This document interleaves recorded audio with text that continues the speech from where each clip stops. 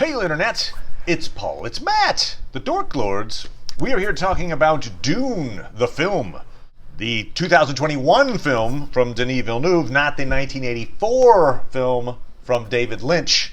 This movie, I think, is a much better telling. Plus, one of the reasons being, right up front, it tells you this is part one.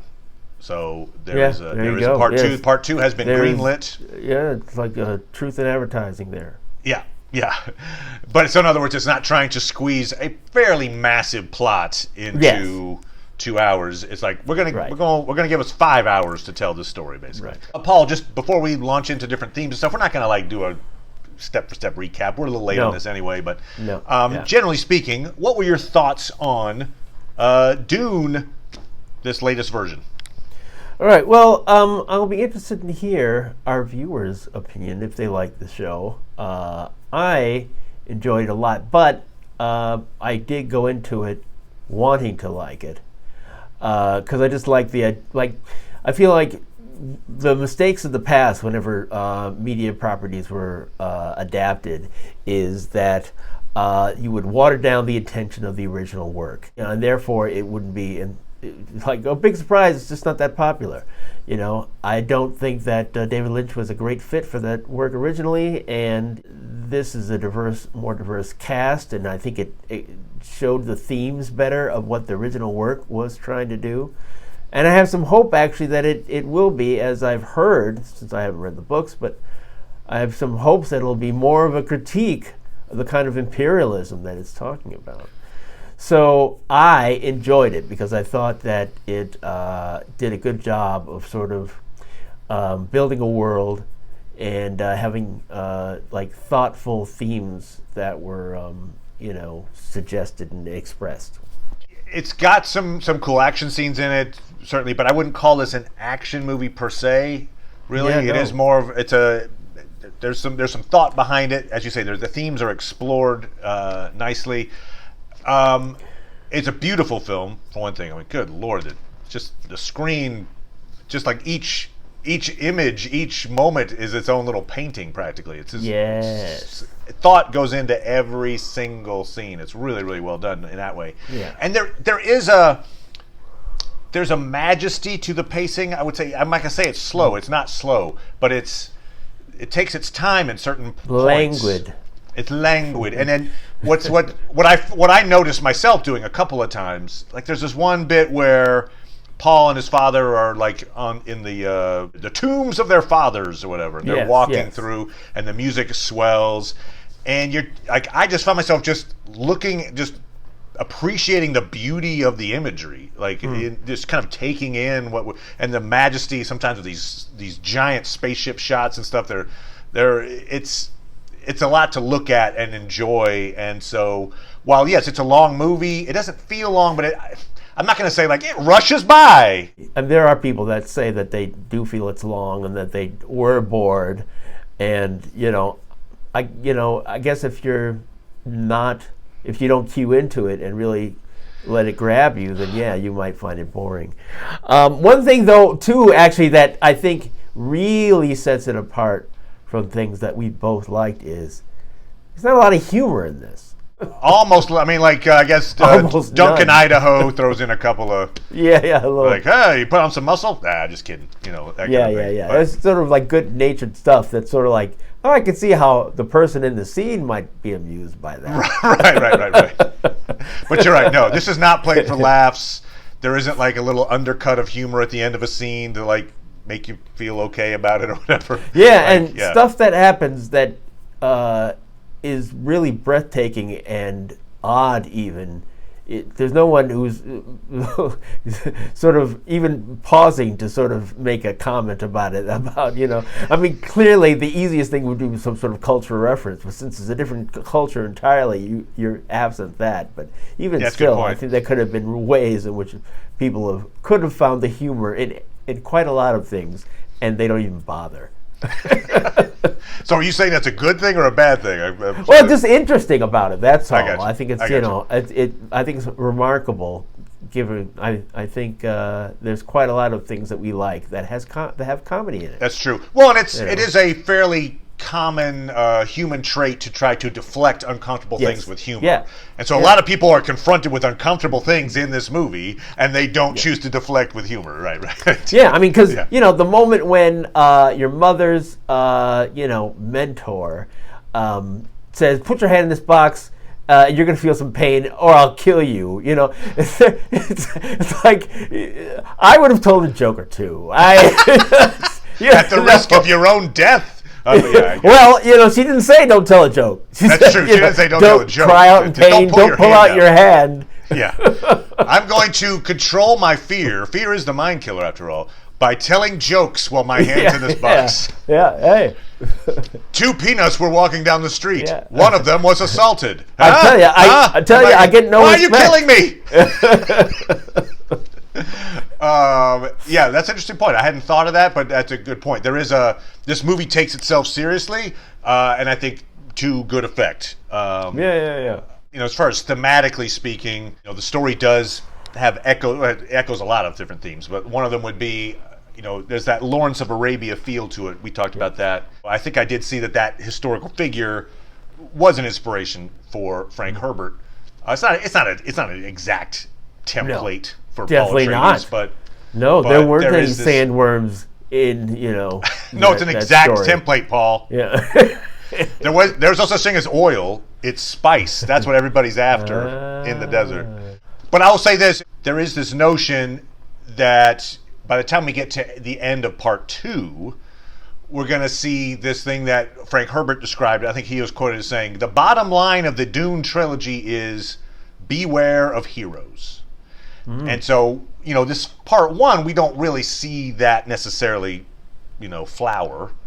We're seeing the origin of this hero, if Paul Atreides. The one bit where we kind of see a little inkling of maybe what's to come, that it's not all just wine and roses, is that one vision he has where he said, I wrote the quote down. He says, "It's coming. I see the holy wars spreading across the universe like unquenchable fire. A warrior religion that waves the Atreides banner in my father's name. Fanatical legions worshipping at the shrine of my father's skull. A war in my name. Everyone shouting my name." And so that's coming. Yeah. He's seeing it correctly. And that's not a good thing, really. Like, there's a point at which we see, like, oh, shoot. This whole... the Bene Gesserit, this society of the sisterhood, Reverend Mothers, they've created this story for him to fall into, which is the story of the Messiah character. And so they've set this groundwork, and now there's a lot of different forces on him, but one of those forces is the urge not to disappoint those who see him as the Messiah. Like, oh, okay. That's one of the things that, I liked about this work, is that there's 2 opposing ideas about the future that Paul will have that his parents have, right? Because his father is like, okay, you're going to follow my footsteps, you're going to be a royal person like me and have responsibilities. But his mother is thinking of him more in this spiritual realm. And so to the point where the father even asked the mother if she really has her son's best interests at heart. Will she work for him and not for this ideal that she has? I mean, it's fascinating that, there's not a lot made out of it, but the fact that they're not married, and he does say at some point, like, you should have married her, maybe more to bring her to his side, as opposed to having that draw, that separation. But of course, if that wasn't there, then really Paul would be dead. If she didn't have those abilities, and that and she had taught him. Yeah, it's like clearly that invading force could have been like, no, find him and kill him, but no, they had to, like, how can we kill him in a way it doesn't look like we killed him? It's like that added a layer of complexity, I'm sure. Good point. Well, we'll let the desert kill him. Yeah, we can't just overtly kill him. Like, well, what can we do? The other thing that is interesting, you just brought this up, which is kind of interesting, is that we see, so his mother, Jessica, trains him kind of in this psychic abilities. Yes. Gurney Halleck, Josh Brolin's character, is treating him in martial arts and whatever, combat abilities. Yes. That he's good at what he does, but it's not innate. like it took him years of training, so that Sure. again he's being put into this mold of this Messiah. It doesn't just Right. come on him. It's like this Yeah. carefully manufactured thing Right, over time, right. which is this, Yeah, which I will mean, kind of partly probably what probably helped him in that moment, in that final duel of the movie, was being underestimated. oh yeah, right. They're like, oh, okay, the guy's stepping up to protect his mom. Fine. I think maybe a little hint might have been when he stands and he does that little salute with the knife. Because he kind of does it very calmly, as practiced. I think I might have been like, oh, this guy might know something. Okay. But, it's not enough. It's not enough to be like, Well, what you might have believed, though, is, he might have been coddled in his training by somebody. Sure. So... But it's just funny because what the lesson you learn from that is the Fremen are cocky. Well, they don't think of much of off-roaders, right? Otherworlders and to the point where somebody, I mean, what I liked about that and what I found interesting was how Paul had seen that man being a mentor to him. So that was a possible future. How interesting was that? One of the interesting things about the visions that we see in it. It's not clear cut, so therefore there can still be some suspense to the story. And that is a theme throughout Dune, where he sees these possible futures. It's not that he just sees like there's a future and I see it. He sees possible futures for him, and as he goes through his life, either through his need for revenge on those who killed his family, or his need to survive, or the expectations of others, those options go boop, boop, boop, boop, boop, boop, boop, boop, and he just feels inevitably pushed towards this path that ultimately I don't think he wanted for the work, intergalactic genocide. Maybe not what he was hoping for. But that was really powerful. This guy who, in a different life where he wasn't forced to duel this guy would have been his mentor, and he killed him. And I was like, wow, that was big. Yeah. So it's interesting to me. I mean, when we were discussing it before this, I brought up the comparison of Star Wars. And Star Wars is important, and Star Wars was groundbreaking. But I think it draws its themes so simply, and I think it would benefit from having a more, a deeper view of it. I mean, one thing you could argue perhaps about where it ended up in the whole is Rey in Star Wars. Is Rey part of a dynasty of Skywalkers, or is she just a common person? Is maybe trying to come up to the same thing that Dune is, and saying, everybody says I'm the Messiah, I should be the Messiah, or whatever. Yeah, right. Maybe there's a duality there, but here I'm really curious about what their version of the Force, with all this, I'm talking in special tongues, right? And I can command see you the future or whatever. I mean, his mother talked about this sort of combination of looking at the future and the past, and this grand fantasy. So I'm more curious about what that's going to be. I mean, ultimately, I wonder if they're setting up Paul to be this someone who's bringing about this terrible reign, and then can stop end that part of it, and then really sort of redeem himself.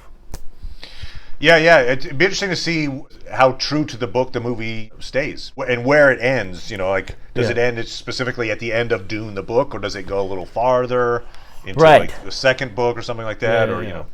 But, I feel.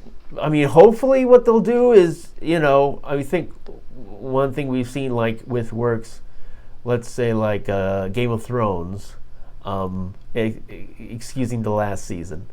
And also with The Expanse and stuff, and The Magicians, I'll even say, where it's look at the whole work and then do it, but if you need to bring some characters forward or change aspects of it to improve the story that was originally told, I think that's one of the real powers of now we're trying to find all these older works and bring them into the modern day. you don't want to have a slavish interpretation. You actually want to really say, okay, what's the best about this story, and how can we really bring it about? And I think that's why Marvel movies have been so popular, in that they're like, okay, we've got the base of the story and all these characters, but let's mix them up and really think about what's great about these characters and these stories. And so you're not a slave to what you came before, but you can create something exciting and new. So you mentioned how there's obviously parallels to Star Wars. You've got the desert planet, you've got the Jedi of sorts, the Bene Gesserit, you've got the hero and taking on the big empire.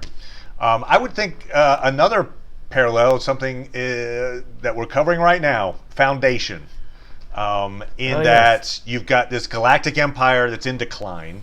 Right. They are in decline, and there are these in both stories. There's groups that are trying to prepare for humanity, to save humanity. So in the case of Foundation, it's the Foundation, the Harry Seldon folks. Here it is the Bene Gesserit, and they're trying to, hey, we're going to coddle this idea. They just have different attempts at it, but they also So it's just interesting. There are some parallels that I think you could make to Foundation as well. Oh yeah, definitely.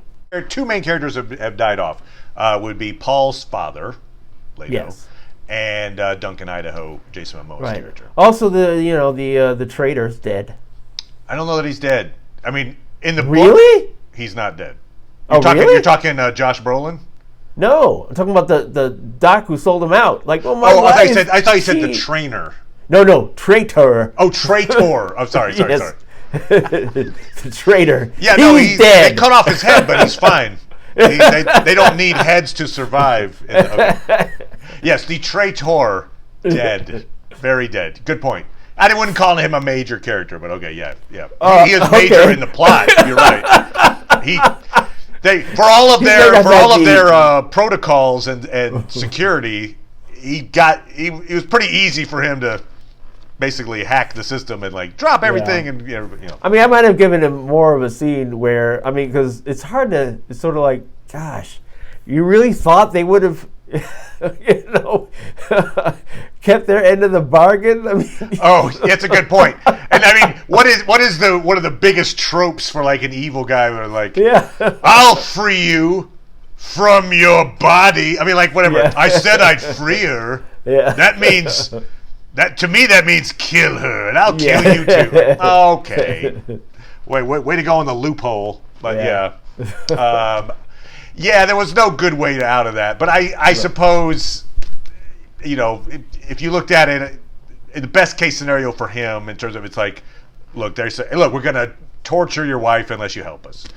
Okay. You just hope. Yeah. Well, let me help them so they can just kill her. Right. Maybe. I mean, you're like any port in a storm. I don't know. You do your best. But I liked Javier Bardem's Stilgar character. It was really cool. I really liked sort of the energy he had when he came in there. You're not really very important. Yep. I would have liked to actually have seen more of them. I mean, obviously they meet them really toward the end. It's just like see him again at the end. Late in the third act kind of thing. It's nice that they were they gave him the space to if you want to seem like you don't really want to be in this movie, that's okay. Obviously, Zendaya as Chani, she is not in this movie very much at all. Not a lot. She's going to be more important in part two. No more than she is in many commercials. Right. So, it's kind of like Paul and his mom, after the betrayal by the Emperor and the Harkonnens, wipes out his family. The two of them are in the desert. They meet up with the Fremen with this duel, and winning the duel, he gets accepted, and they're basically they're journeying with the Fremen off to basically live with them in the desert. Paul makes the choice. His mom's like, look, we need to get him off world. It's important. Yes. And he's like, no, I'm staying. And so he's made that choice. He accepted, and that's one of the interesting things to me about how he's going to insert and become a part of the tribe. Clearly, I like the dichotomy that they set up, where it's like, oh, we think there's only like 30,000 or something on this planet, when there's like millions, right? And so, it's like, his father, Paul's father, thought, oh yeah, well this is going to be the key, and it clearly there's a lot there, because it's like, okay, the people of the planet that depends, that the galaxy depends on. And the people that are there, you want to really try to see and harness and what happens if you make them a revolutionary force. As his dad said, desert power is what he calls it. Right. Turns into, quite a power, indeed. Because of Paul's visions, and this, again, being pushed into this role of being a Messiah character, much like Hitler, that's kind of part of his reasoning, I think, for staying. Right? He's like, I've seen this destiny played out before me, and I'm going to embrace it by staying. But there's that great moment, really powerful moment, I thought, where he's so frustrated and angry at the way everything's happened that he basically takes it out on his mom. He's like, "You did this to me. Like, you and your Bene Gesserit made me a freak." Like he's angry in that moment. It turns into like a hug and whatever, but there's that he lashes out, right? It's like, I hate you and love you at the same time. He recognizes that he's being pulled like a puppet, but then he's also, on the other hand, embracing it. And the fact that he kills, that's his first guy he's ever killed. Right, in this moment, he tries his damnedest not to kill this guy. Yeah, they're like, no, you gotta kill him. But he's like, he keeps like, okay, see, don't you clearly see I can beat you? I keep showing you that I can beat you. They're like, oh my God, you're insulting this guy. And he's like, I'm not trying to insult him. I just don't want to kill him. They're like, oh my, you couldn't do anything worse right now. You're not killing him. It's so much worse than killing him. It's like, oh man. So they really do push him into this, like, no win. Fine, I'll kill him. There, I did it. Like, oh man. It's again being pushed into this role. It's too bad that he, it's not like Spock or something. He could like put his hand up to his head and just be like, "See, these are my visions. You're my buddy." Right, exactly. In the future, you're going to be teaching me really valuable stuff. Yeah, not fighting, because I can kick your ass there. But right. Maybe sandworm riding or something. Right. That seems to be an important skill, right? He is gonna actually have to do the riding the sandworm. The worms come up. He has a little moment with the sandworm. That was all played really well. I love too the look of the drop ships. Right, those little like fire dragonflies, basically. Those little dragonfly-looking ships. I thought those were really, really cool. Yeah, those do look good. It was funny though. I was thinking more of those just like look like weights that the ships that is suspend, and Oh yeah. There's all these great. The effects, of course, are just really good. Yeah. No, and not just the effects, but the creativity, the the design the of the ships of these ships are just all very different. Of the buildings and everything, it really looks like another culture, another world. Yeah. No. So thumbs up on Dune. Huge recommendation. So much attention went into each detail, and you can see it on the screen. It pays off, and the acting's great. And we're going to be covering Eternals. I got my ticket, Paul. Ooh. I'm going on Sunday. All right. I'm going to try to see it tomorrow. All right. So we'll be back, talking about the other big spectacle movie of the season. Yes. Apparently the directors were in communication with each other. So. Right. So anyway, yes, we'll be back talking about that, and also episode 8 of Foundation, which we referenced here. So come on back for that. Thank you as always, Paul. Appreciate it, good sir. And we'll see everybody next time. Bye. Bye.